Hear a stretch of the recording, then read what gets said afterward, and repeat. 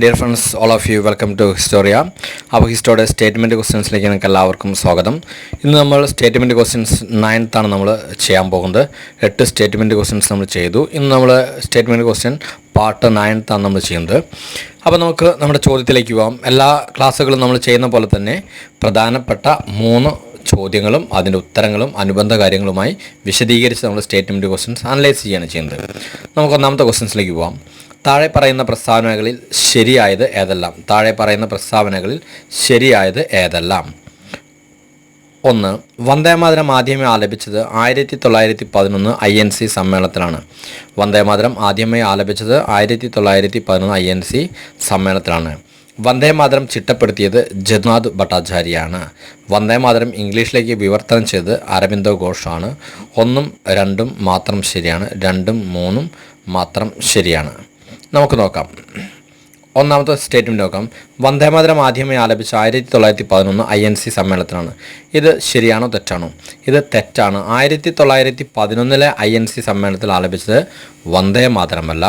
1911 INC സമ്മേളനത്തിൽ ആലപിച്ചത് ജനഗണമനയാണ്. നമ്മുടെ ദേശീയ ഗാനമായ ജനഗണമനയാണ് 1911 INC കൽക്കത്ത സമ്മേളനത്തിൽ വെച്ച് ആലപിക്കുന്നത്. അന്നത്തെ INC പ്രസിഡന്റ് ദേശീയഗാനമായ ജനഗണമനയാണ് 1911 INC സമ്മേളനത്തിൽ കൽക്കത്ത സമ്മേളനത്തിൽ ആലപിച്ചത്. അന്നത്തെ INC പ്രസിഡന്റ് INC അധ്യക്ഷൻ എന്ന് പറയുന്നത് ബിഷൻ നാരായൺ ദർ എന്നറിയപ്പെടുന്ന BN ദർ ആയിരുന്നു. അപ്പോൾ മറക്കാതെ പഠിച്ചു വയ്ക്കുക. 1911 INC സമ്മേളനത്തിൽ ആലപിച്ചത് വന്ദേമാതരമല്ല. ഏതാണ്? നമ്മുടെ ദേശീയഗാനമായ ജനഗണമനയായിരുന്നു ആലപിച്ചത്. അന്നത്തെ INC president Bishan Narayan there അല്ലെങ്കിൽ BN ദർ ആയിരുന്നു. അപ്പോൾ ഒന്നാമത്തെ സ്റ്റേറ്റ്മെൻറ്റ് തെറ്റാണ്. രണ്ടാമത് നോക്കാം. വന്ദേമാതരം ചിട്ടപ്പെടുത്തിയത് ജദുനാഥ് ഭട്ടാചാര്യയാണ്. ശരിയാണോ തെറ്റാണോ? വന്ദേമാതരം ചിട്ടപ്പെടുത്തിയത് ജദുനാഥ് ഭട്ടാചാര്യയാണ്. നമുക്കറിയാം വന്ദേമാതരം ചിട്ടപ്പെടുത്തിയത് ജദുനാഥ് ഭട്ടാചാര്യയാണ്. ദേശ്മുഖ് രാഗം അല്ലെങ്കിൽ ദേശ്മുഖ് രാഗത്തിൽ വന്ദേമാതരം ചിട്ടപ്പെടുത്തിയത് ജദുനാഥ് ഭട്ടാചാര്യയാണ്. അതേസമയം ജനഗണമന നമ്മുടെ ദേശീയഗാനം ചിട്ടപ്പെടുത്തിയത് ശങ്കരാഭരണം രാഗത്തിലാണ്. അത് ക്യാപ്റ്റൻ രാംസിംഗ് താക്കൂറാണ്. രണ്ടും തെറ്റരുത്. ജനഗണമന കമ്പോസ് ചെയ്ത് ആരാണ്? ക്യാപ്റ്റൻ രാംസിംഗ് താക്കൂർ. ശങ്കരാഭരണം രാഗത്തിലാണ്. വന്ദേമാതരം ചിട്ടപ്പെടുത്തിയത് ജദുനാഥ് ഭട്ടാചാര്യയാണ്. അത് ദേശ്മുഖ് രാഗമാണ് അല്ലെങ്കിൽ ദേശ് രാഗത്തിലാണ് ചിട്ടപ്പെടുത്തിയത്. വന്ദേമാതരം ആദ്യമായിട്ട് ആലപിക്കുന്നത് 1896 INC സമ്മേളനത്തിലാണ്. 1896 ഇന്ത്യൻ നാഷണൽ കോൺഗ്രസിൻ്റെ കൽക്കത്ത സമ്മേളനത്തിലാണ് വന്ദേമാതരം ആദ്യമായിട്ട് ആലപിക്കുന്നത്. 1896 INC സമ്മേളനം. അന്നത്തെ INC പ്രസിഡന്റ് റഹമത്തുള്ള സയാനിയായിരുന്നു. 1896 INC സമ്മേളനത്തിൻ്റെ അധ്യക്ഷൻ. അപ്പോൾ 11 വന്ദേമാതരമല്ല ദേശീയഗാനവും 1896 വന്ദേമാതരവും ആദ്യമായി പൊതുവേദിയിൽ ആലപിക്കുന്നു. അപ്പോൾ രണ്ടാമത് പറഞ്ഞ സ്റ്റേറ്റ്മെൻറ്റ് ശരിയാണ്. ഇനി മൂന്നാമത്തെ സ്റ്റേറ്റ്മെൻറ്റ് എടുക്കാം. വന്ദേമാതരം ഇംഗ്ലീഷിലേക്ക് വിവർത്തനം ചെയ്ത് അരബിന്ദോ ഘോഷാണ്. ശരിയാണോ തെറ്റാണോ? വന്ദേമാതരം ഇംഗ്ലീഷിലേക്ക് വിവർത്തനം ചെയ്ത് അരബിന്ദോ ഘോഷാണ്. ഒരു സംശയം വേണ്ട. ദേശീയഗാനമായ ജനഗണമന ഇംഗ്ലീഷിലേക്ക് വിവർത്തനം ചെയ്ത് അത് രവീന്ദ്രനാഥ് ടാഗോർ തന്നെയാണ്. മോർണിംഗ് സോങ് ഓഫ് ഇന്ത്യ എന്ന പേരിൽ രവീന്ദ്രനാഥ് ടാഗോർ തന്നെയാണ് ജനഗണമന ഇംഗ്ലീഷിലേക്ക് ട്രാൻസ്ലേറ്റ് ചെയ്തത്. പക്ഷേ വന്ദേമാതരം ഇംഗ്ലീഷിലേക്ക് വിവർത്തനം ചെയ്തത് അരബിന്ദോ ഘോഷ് ആണ്. I bow to the mother, ഞാൻ എൻ്റെ അമ്മയെ വന്ദിക്കുന്നു, മാതൃഭൂമിയെ വന്ദിക്കുന്നു എന്നർത്ഥത്തിൽ I bow to the mother എന്ന പേരിൽ അരബിന്ദോ ഘോഷാണ് വന്ദേമാതരം ഇംഗ്ലീഷിലേക്ക് വിവർത്തനം ചെയ്തത്. അപ്പോൾ മൂന്നാമത് പറഞ്ഞ സ്റ്റേറ്റ്മെൻറ്റ് ശരിയാണ്. അപ്പോൾ നമ്മൾ ഈ പറഞ്ഞ 3 സ്റ്റേറ്റ്മെൻറ്റിൽ ഓർത്ത് വയ്ക്കുക. രണ്ടാമത്തെ സ്റ്റേറ്റ്മെൻറ്റും മൂന്നാമത്തെ സ്റ്റേറ്റ്മെൻറ്റും ശരിയാണ്. ഒന്നാമത്തെ സ്റ്റേറ്റ്മെൻറ്റ് തെറ്റാണ്. ക്ലിയർ ആയിരിക്കുമല്ലോ? അപ്പോൾ ഈ 3 സ്റ്റേറ്റ്മെൻറ്റുമായി ബന്ധപ്പെട്ട അടിസ്ഥാനപരമായ കാര്യങ്ങളാണ് നമ്മൾ വിശദീകരിച്ച് പറഞ്ഞത്. ഇനി നമുക്ക് രണ്ടാമത്തെ ചോദ്യത്തിലേക്ക് പോവാം. താഴെ പറയുന്ന പ്രസ്താവനകളിൽ തെറ്റായത് ഏതെല്ലാം? രാഷ്ട്രീയ പാർട്ടികൾക്ക് ഇഷ്ടമുള്ള ചിഹ്നം സ്വീകരിക്കാം. ശരിയാണോ തെറ്റാണോ? ഓർത്തുക. രാഷ്ട്രീയ പാർട്ടികൾക്ക് ഇഷ്ടമുള്ള ചിഹ്നം സ്വീകരിക്കാം എന്നത് തെറ്റാണ്. അങ്ങനെ രാഷ്ട്രീയ പാർട്ടികൾക്ക് ഇഷ്ടമുള്ള ചിഹ്നം സ്വീകരിക്കാൻ പറ്റില്ല. ദേശീയ പാർട്ടികൾക്കും സംസ്ഥാന പാർട്ടികൾക്കും അവരുടെ ചിഹ്നം തന്നെ സ്വീകരിക്കാം. ഫോർ എക്സാമ്പിൾ, ഇന്ത്യൻ നാഷണൽ കോൺഗ്രസിന് എന്നും കൈപ്പത്തി തന്നെയാണ്.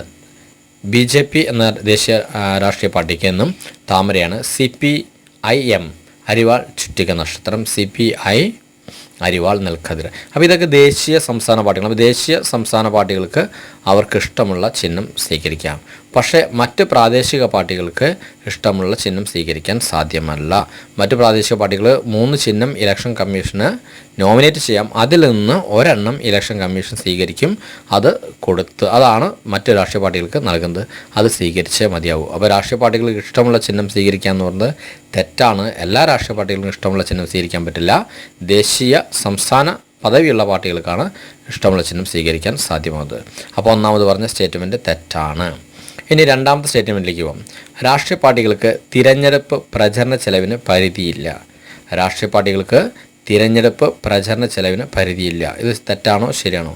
ഇത് തെറ്റാണ്. ഇതിപ്പോൾ കേരള PSCയിലെ 2016 ചോദിച്ച ചോദ്യമാണ്. രാഷ്ട്രീയ പാർട്ടികളുടെ തിരഞ്ഞെടുപ്പ് പ്രചരണ ചെലവിന് പരിധി നിശ്ചയിക്കാൻ ഇലക്ഷൻ കമ്മീഷൻ അധികാരമുണ്ട്. ശരിയാണോ തെറ്റാണെന്നുള്ള ചോദ്യം 2016 ചോദിച്ചിരുന്നു. ഓർത്തുക, രാഷ്ട്രീയ പാർട്ടികൾക്ക് തിരഞ്ഞെടുപ്പ് പ്രചരണ ചെലവിന് പരിധിയില്ല എന്നുള്ളത് തെറ്റാണ്. പരിധിയുണ്ട്. ഇലക്ഷൻ കമ്മീഷൻ ഓരോ നിയോജക മണ്ഡലത്തിലും ഓരോ മണ്ഡലങ്ങളിലും ഓരോ രാഷ്ട്രീയ പാർട്ടികളും ചെലവഴിക്കേണ്ട പരമാവധി തുക ഇലക്ഷൻ കമ്മീഷൻ പ്രഖ്യാപിക്കുന്നതാണ്. അതിൽ കൂടുതൽ ഉപയോഗിക്കാൻ പാടില്ല എന്നാണ് പറയുന്നത്. അപ്പോൾ രാഷ്ട്രീയ പാർട്ടികൾക്ക് തിരഞ്ഞെടുപ്പ് പ്രചരണ ചെലവിന് പരിധിയില്ല എന്ന് പറയുന്നത് തെറ്റാണ്. പരിധിയുണ്ട്. അത് ഇലക്ഷൻ കമ്മീഷനാണ് തീരുമാനിക്കാറ്. അപ്പോൾ രണ്ടാമത് പറഞ്ഞ സ്റ്റേറ്റ്മെൻറ്റും തെറ്റാണ്. ഇനി മൂന്നാമത്തെ സ്റ്റേറ്റ്മെൻറ്റിലേക്ക് പോകാം. രാഷ്ട്രീയ പാർട്ടികൾക്ക് പ്രാദേശിക, സംസ്ഥാന, ദേശീയ സ്ഥാനം അവരുടെ താല്പര്യമനുസരിച്ച് സ്വീകരിക്കാം. തെറ്റാണോ ശരിയാണോ? രാഷ്ട്രീയ പാർട്ടികൾക്ക് പ്രാദേശിക, സംസ്ഥാന, ദേശീയ സ്ഥാനം അവരുടെ താല്പര്യമനുസരിച്ച് സ്വീകരിക്കാം. തെറ്റാണോ ശരിയാണ്? ഇത് തെറ്റാണ്. ഓർക്കുക, രാഷ്ട്രീയ പാർട്ടികളെ സംസ്ഥാന പാർട്ടികളെന്നും പ്രാദേശിക പാർട്ടികളെന്നും ദേശീയ പാർട്ടികളെന്നും തരംതിരിക്കുന്നത് ഇലക്ഷൻ കമ്മീഷനാണ്. അതിന് പല മാനദണ്ഡങ്ങളും പറയാറുണ്ട്. 4 സംസ്ഥാനങ്ങളിൽ നിന്ന് 11 MP ഉണ്ടെങ്കിൽ ആ പാർട്ടിയെ ദേശീയ പാർട്ടിയായിട്ട് അംഗീകരിക്കാം.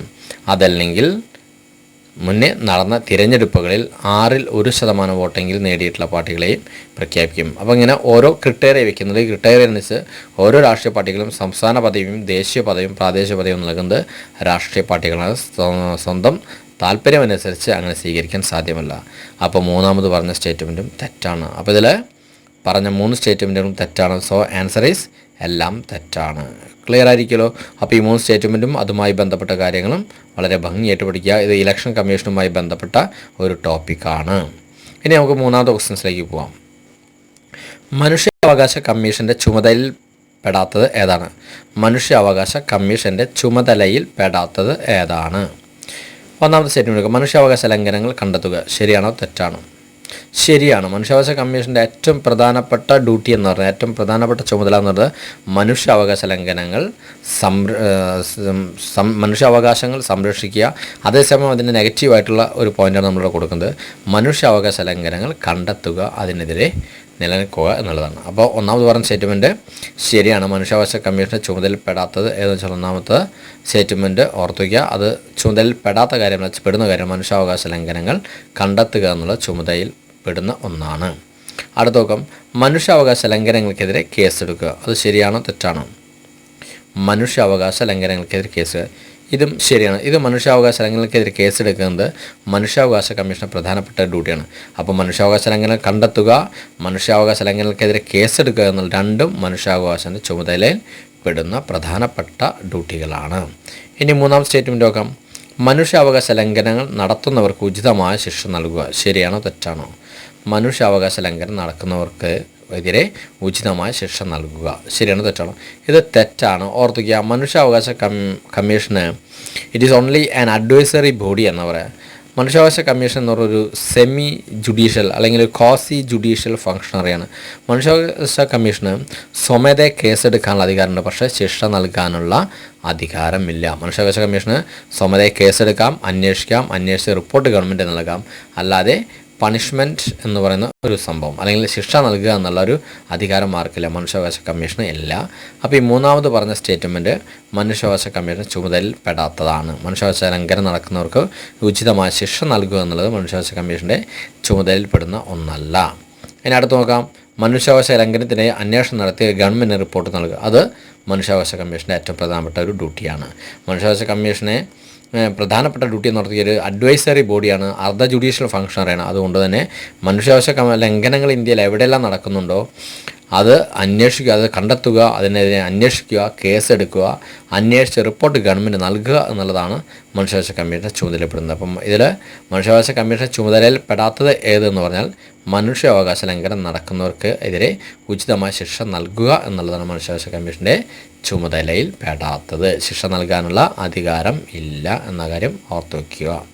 ക്ലിയർ ആയിക്കല്ലോ. അപ്പോൾ ഇതാണ് 3 സ്റ്റേറ്റ്മെൻറ്റ് ക്വസ്റ്റ്യൻസും അതിൻ്റെ ആൻസറും അതുമായി അനുബന്ധമായുള്ള കാര്യങ്ങളും വിശദമായിട്ട് പഠിക്കുക. സോ നെക്സ്റ്റ് ക്ലാസ്സിൽ നമുക്ക് വീണ്ടും കണ്ടുമുട്ടാം.